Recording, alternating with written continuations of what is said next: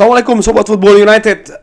Kemarin sebelum pertandingan menghadapi Aston Villa di Manchester, ya sebenarnya bukan cuma di sekitar Old Trafford ya, karena gue ikutin itu demo, karena ada demo ya kan terkait dengan ya menuntut Glazer out, dan poin utamanya yang digaungkan di sana adalah full sell only. Jadi mereka atau supporter fans Akamsi di Manchester menginginkan penjualan penuh, penjualan yang menyeluruh dari Manchester United. Tidak disebutkan pihak-pihak mana yang mereka favoritkan, tapi mereka dengan jelas menolak Glazer tetap berada di Manchester United walaupun dengan presentasi yang minor. Nah, kali ini gue ingin ngobrol ringan terkait dengan demo tersebut dan bagaimana ringan amatiran ala gue ya, opini gue tentang hal tersebut. Di salah satu pertandingan Manchester United di Old Trafford, kebetulan gue pernah mengikuti demo menentang Glazer. Bisa dilihat di salah satu vlog ketika gue nonton pertandingan di sana. Gue melihat atau merasakan betul bagaimana energi dari fans Akamsi di Manchester terkait dengan klub Manchester United, bagaimana mereka ini sudah selesai. Mereka, ya, buat mereka Glazer ini tidak ada alasan untuk tetap stay di Manchester United. Jadi bukan hanya penjualan dari Manchester United, tapi juga bagaimana pihak Glazer yang selama belasan tahun menjadi pemilik dari Manchester United ini mengeruk klub ya, baik itu keuntungan, lalu juga bagaimana pengembangan dari klub itu terhenti. Ada beberapa pendapat tentang ya tapi kan Glazer itu membeli pemain ya kan, mendatangkan pemain bintang, transfer juga banyak ya, tapi tujuannya apa? Dari yang gua tangkap atau opini gua terkait dengan demo kemarin, ada dua hal yang mereka inginkan atau mungkin fans Manchester United inginkan. Nomor satu adalah bagaimana Manchester United ya, dan menurut gue ini bagian yang penting juga, yaitu adalah bebas hutang. Nomor satu adalah bebas hutang. Manchester United sebelum Glazer datang, angka hutangnya berapa? 0. Lalu setelah Glazer datang, meningkat sekian ratus %. Kenapa? Ya karena pada dasarnya Glazer ini membeli Manchester United juga dengan menggunakan hutang. Lalu apa yang terjadi setiap tahun? Tentu saja sebagai klub dengan branding global, salah satu yang terbesar di dunia, ada sisi komersial, pendapatan klub ya kan, yang dari merchandising, dari macam-macam masuk ke klub Manchester United, tapi angka tersebut tidak seluruhnya masuk ke klub. Karena apa? Glazer harus menyicil uang utangnya, ya kan? Belum juga suku bunganya ya kan. Lalu di sisi lain mereka juga tetap mengambil dividen, mengambil keuntungan, sehingga angka yang digunakan untuk operasional klub, artinya untuk mengembangkan klub lagi ya kan, dan lain-lain, ini kecil. Di beberapa artikel yang pernah gue baca, bahkan Manchester United mendatangkan banyak pemain bintang maupun juga pemain mahal dengan angka fantastis, budget di beberapa musim. Sebenarnya dengan angka keuntungan Manchester United bisa lebih lagi nilainya, bisa lebih tinggi lagi. Lalu juga bagaimana infrastruktur, ini gua ulang-ulangin terus, Carrington yang sering dikeluhkan oleh mantan pemain Manchester United terutama ya, karena kalau pemain aktif tidak mungkin membuka hal-hal seperti ini di media kan ya. Mantan-mantan pemain Manchester United itu mereka membuka apa yang terjadi di Carrington. Lalu juga stadion. Ini yang gue rasakan juga, dan mungkin Sobat Football United beberapa yang pernah ke Old Trafford ya kan. Dan bahkan juga pernah ke Old Trafford dan juga ke stadion lain, bisa dibandingkan itu ya. Bagaimana Old Trafford yang notabene adalah stadion terbesar kedua di Inggris sampai dengan saat ini dibandingkan dengan stadion-stadion yang lain. Berbanding cukup jauh. Sehingga balik lagi, ini terkait dengan hutang. Sumbernya adalah hutang, dan menurut gua yang dituntut dengan full sell only itu salah satu bentuk yang terbesar ya, faktor terbesar adalah bebas hutang. Lalu yang kedua, bebas Glazer. Jelas. Di situ juga sering banyak disebutkan ya kan di spanduk-spanduknya Glazer out, Glazer out. Glazer out itu bukan berarti Glazer out dari struktur klub. Bukan, Glazer out sepenuhnya dari Manchester United. Itu yang mereka tekankan.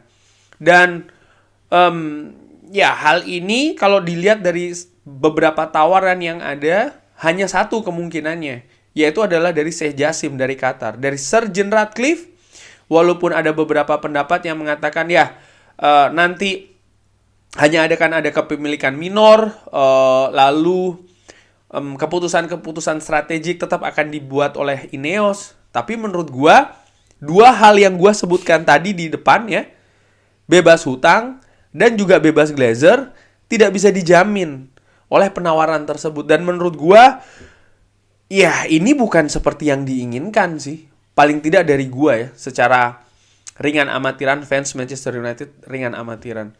Sekali lagi, bebas hutang dan juga bebas Glazer. Dua faktor ini yang kalau Manchester United ingin bisa berubah lebih baik lagi ya ke depannya, lebih bisa bersaing dengan tim-tim besar di Liga Inggris maupun juga di Eropa, ya dua ini menurut gue.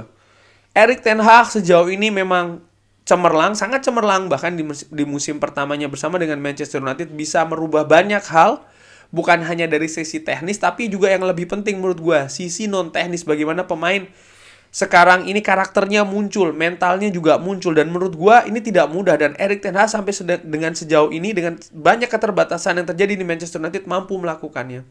Tapi ke depannya, tanpa support dari manajemen, tanpa support dari klub ya yang sehat, sekali lagi yang sehat, ya tantangannya akan besar menurut gua.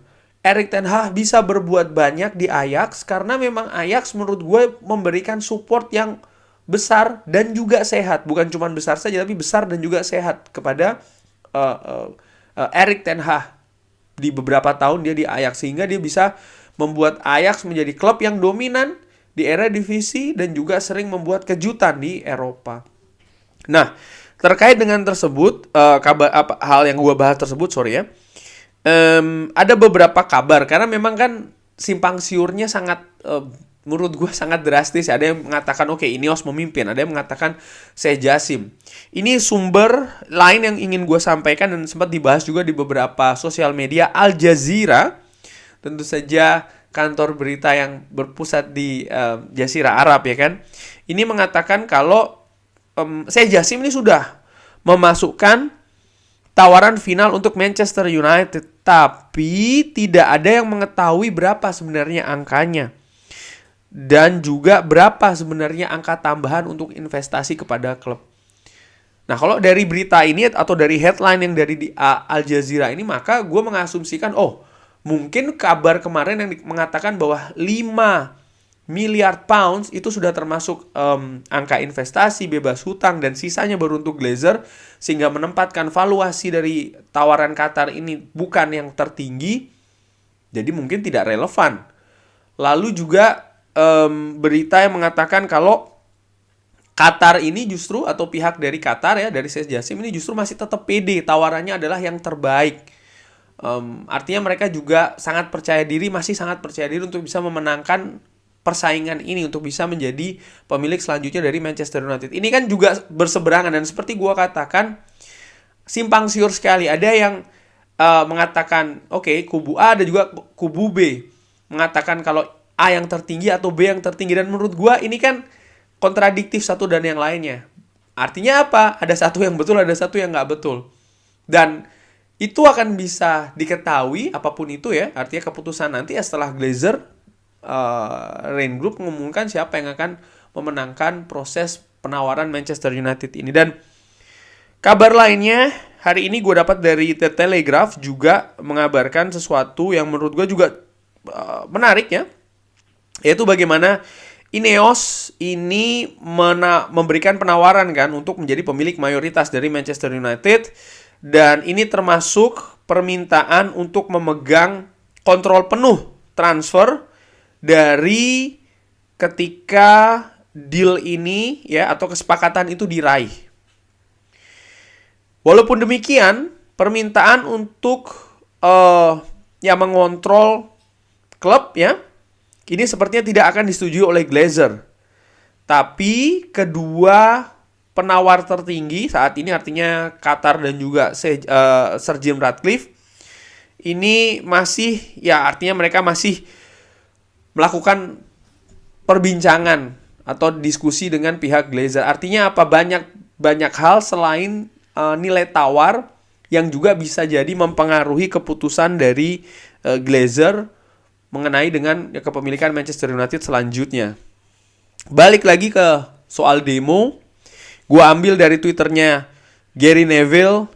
Jelas dia menuliskan ya bahwa message ataupun pesan kepada Glazer, keluarga Glazer, ini jelas dari kelompok supporter Manchester United di sana. Dari Daily Mail gue ambil ini beberapa foto di sana bagaimana supporter Akamsi fans Manchester United di Manchester membentangkan Glazer out, full sale only.